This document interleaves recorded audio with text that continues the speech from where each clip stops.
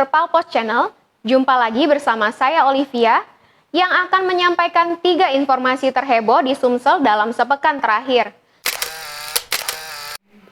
Info terheboh pertama dari Jalan Lintas Timur Palembang Jambi yang terus memakan tumbal.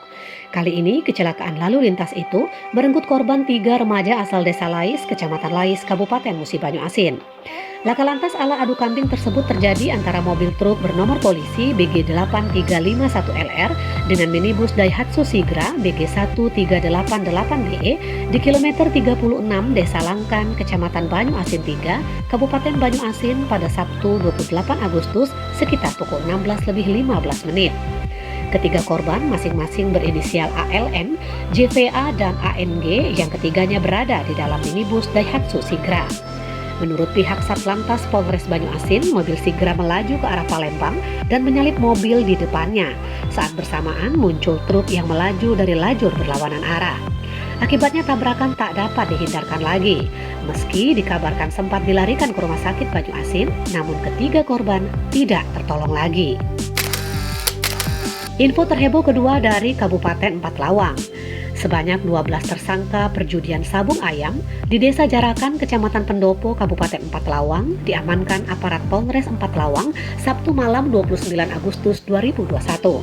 Diketahui 1 dari 12 tersangka itu adalah oknum ASN yang berdinas di kantor Camat Pendopo, Kabupaten Empat Lawang. Kapolres Empat Lawang AKBP Patria Yuda Rahardian melalui Kasat Reskrim AKP Wanda Dira Bernat mengatakan 11 orang dari tempat perjudian sabung ayam, ternyata 1 orang diduga bandar narkoba.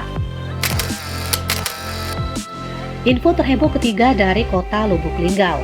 Bangunan rumah mewah di Gria Pasar Ikan, Jalan Merbau, Kelurahan Simpang Priuk, Kecamatan Lubuk Linggau Selatan 2, Kota Lubuk Linggau, milik Pikandi Mosko Jaya, tersangka alat tes antigen bekas di Bandara Kuala Namu Medan, Sumatera Utara, resmi disita polisi pada Kamis 26 Agustus 2021.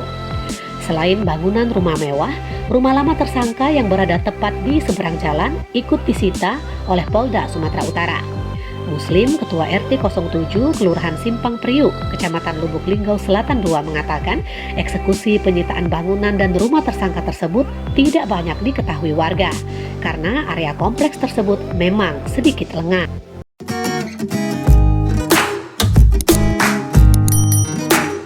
Demikian 3 info terheboh di Sumatera Selatan. Nantikan 3 info terheboh lainnya sepekan mendatang.